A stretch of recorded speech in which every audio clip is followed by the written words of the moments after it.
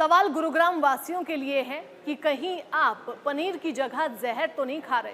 राजस्थान से संदिग्ध पनीर बड़ी मात्रा में गुरुग्राम पहुंच रहा है। अब हालांकि विभाग ने इसके सैंपल भी ले लिए हैं। सैंपल के बाद जो रिपोर्ट आएगी उसके आधार पर इस पूरे मामले की छानबीन की जाएगी। लेकिन बड़ी मात्रा में संदिग्ध पनीर जब राजस्थान से गुरुग्राम पहुंचा तो हर कोई हैरान रह गया।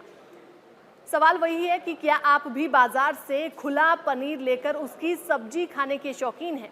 अगर हैं तो सोच समझ कर खाइए, क्योंकि इस देश में बहुत से लोग ऐसे हैं जिनकी पहली पसंदीदा सब्जी पनीर रहती है और लोग मार्केट में बिकने वाला खुला पनीर लेकर आते हैं और बड़े ही चटकारे लेकर उसे खाते हैं। लेकिन क्या आपको पता है कि ये पनीर आपकी जान ले सकता है? जी हाँ, हम ऐसा इसीलिए कह रहे हैं क्योंकि गुरुग्राम फूड सेफ्टी विभाग ने ऐसे पनीर के सैंपल एकत्रित किए हैं जो संदिग्ध पाए गए हैं। दरअसल गुरुग्राम में फूड सेफ्टी विभाग को सूचना मिली थी कि गुरुग्राम के जेल कॉम्प्लेक्स के पास एक हजार किलो पनीर से भरी गाड़ियां रोजाना 3 से 4 बार आती है, जहां से पूरे शहर में पनीर सप्लाई किया जाता है।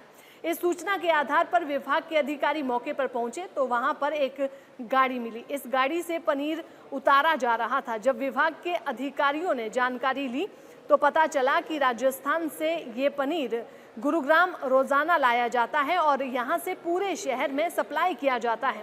इसके बाद विभाग ने संदिग्ध पनीर के सैंपल एकत्रित कर लैब में जांच के लिए भेज दिए हैं। फूड सेफ्टी विभाग के अधिकारी रमेश चौहान की माने तो शुरुआती दृष्टिकोण से लग रहा है कि ये पनीर पूरी तरह से मिलावटी है। हालांकि उनका कहना है कि सैंपल को लैब में जांच के लिए भेजा गया है और जैसे ही रिपोर्ट आएगी उसके अनुसार आगामी कार्रवाई भी की जाएगी।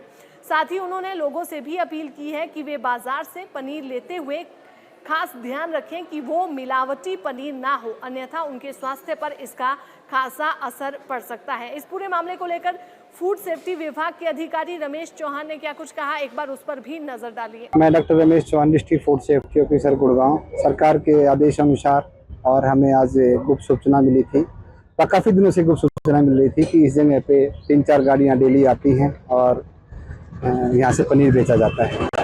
तो आज हमने जो टाइमिंग था 6 से 7 के बीच का, उसमें हम आज 6 बजे आए यहाँ पे और हमें एक गाड़ी मिली। उसमें जब हमने इसको चेक किया तो इसमें 300 किलो के करीब पनीर है। इसकी हम अभी क्या नाम है जांच करने के लिए लैब में भेज रहे हैं। और अभी जो ड्राइवर ने बताया कि ये हम कहाँ से आए हैं, तो इन्होंने बताया मैं राजस्थान से आए। सर, प्राइमरी इन्वेस्टिगेशन में क्या लग रहा है, पनीर संदिग्ध है?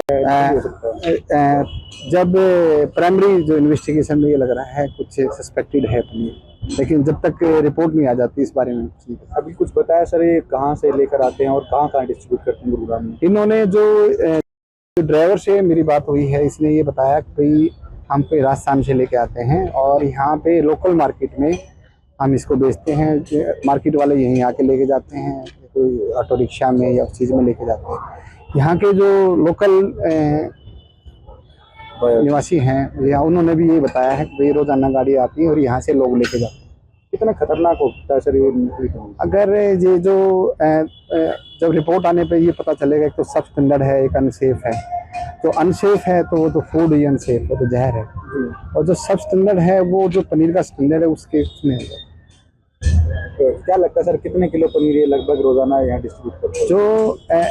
जो इस गाड़ी के हिसाब से जो हमें सूचना है कि भाई कुछ अब 300 किलो तो हमें मिला है, कुछ हमारे आने से पहले इन्होंने बेच भी दिया। तो अंदाज़ा मेरा ये है कि इनके पास 1000 किलो पनीर था।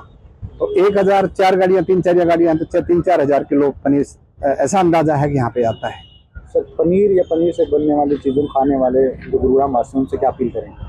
मैं अपील करूँगा पैकेट वाला पनीर खरीदें और कम से कम उसमें ये पता रहता है, बैच नंबर, एक्सपायरी, सारी चीज़ें पता चलती हैं। खुले पनीर का